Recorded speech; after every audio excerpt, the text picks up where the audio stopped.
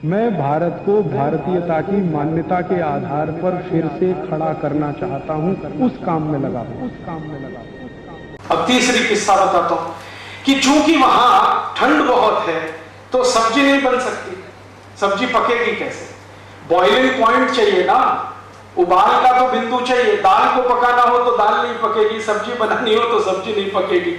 तो वहां क्या होता है, सभी सब्जियां डिब्बे में बंद होके आती है और डिब्बे बंद सब्जियों को प्लेट में निकाल के वो खाते हैं। अब डिब्बा बंद सब्जी की विशेषता यह है कि उसमें नमक मिला के नहीं डाल सकते डिब्बे में, नहीं तो खराब हो जाती है, तो नमक ऊपर से मिलाना पड़ता है। तो यूरोप के सभी देशों में पिसा हुआ नमक खाने की ही परंपरा है, क्योंकि नमक को सब्जी प्लेट में रखने के बाद ही मिलाना पड़ता है। भारत में अब यही नकल हमने करना शुरू कर दिया। पिसा हुआ नमक हम सबके घर में आ गया, जो आज से 50 साल पहले किसी घर में नहीं होता था। हमारे यहां क्या है, कोई भी सब्जी हो, कोई भी दाल हो, उसका बॉइलिंग पॉइंट सामान्य रूप से उपलब्ध है, क्योंकि सूर्य उपलब्ध है। तो हम जब नमक डालेंगे तो सब्जी बनाते हुए डालेंगे या दाल बनाते हुए डालेंगे, और दाल और सब्जी में नमक वही अच्छा होता है जो डेले वाला होता है, क्रिस्टल वाला होता है।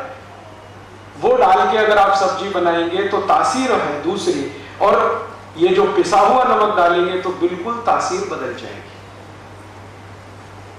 और ये छोटी छोटी बातें जैसे ही बदलना शुरू करती हैं तो फिर बीमारियां आपके शरीर में घर करना शुरू करती हैं। मैं आपको एक छोटी सी बात बताता हूं, जो पिसा हुआ नमक खाना आप शुरू कर दीजिए, अपने ही घर में एक एक्सपेरिमेंट कर लीजिए। 2 बच्चे अगर आपके पास हैं, एक को रोज पिसा हुआ नमक खिलाइए और एक बच्चे को वो डेले वाला नमक सब्जी में डालते हुए उबालते हुए खिलाइए। जो बच्चा डेले वाला नमक खाएगा वो ज्यादा स्वस्थ रहेगा, जिसको पिसा हुआ नमक दे रहे हैं वो हर समय बीमार रहेगा। कारण क्या है? आप पूछेंगे जी कारण क्या है? सब्जी को उबालते समय, दाल को उबालते समय जो नमक आपने डाला है, तो नमक भी उबल रहा है सब्जी के साथ, दाल के साथ। तो उसकी जो इंप्योरिटीज हैं, जो उसमें से शुद्धता नहीं है, अशुद्धता है, वो गर्म पानी के साथ कम होती जा रही है। और यहां पिसा हुआ नमक डाल दिया है तो सारी अशुद्धता के साथ गया है और आपको कुछ ना कुछ तकलीफ देने ही वाला है। और ये तकलीफ जानते हैं क्या आती है?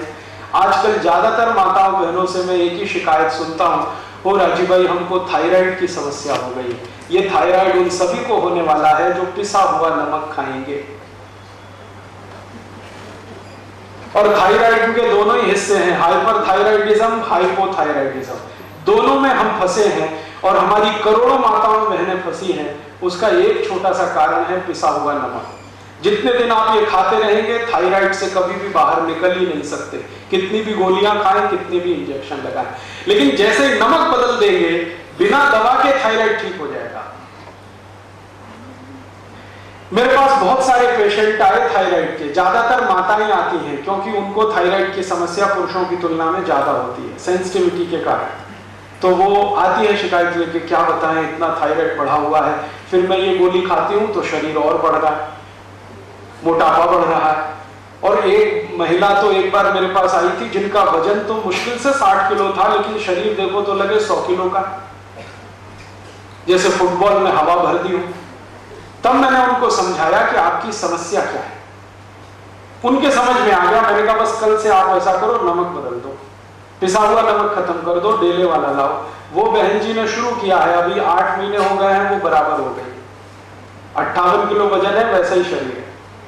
और वो कहती है अब मुझे थायराइड की समस्या नहीं है।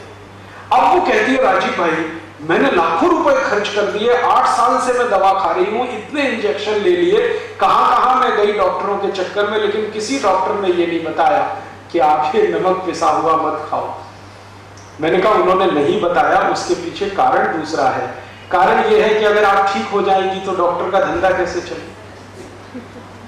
तो वो तो नहीं चाहेगा कि आप ठीक हो, वो नहीं बताएगा।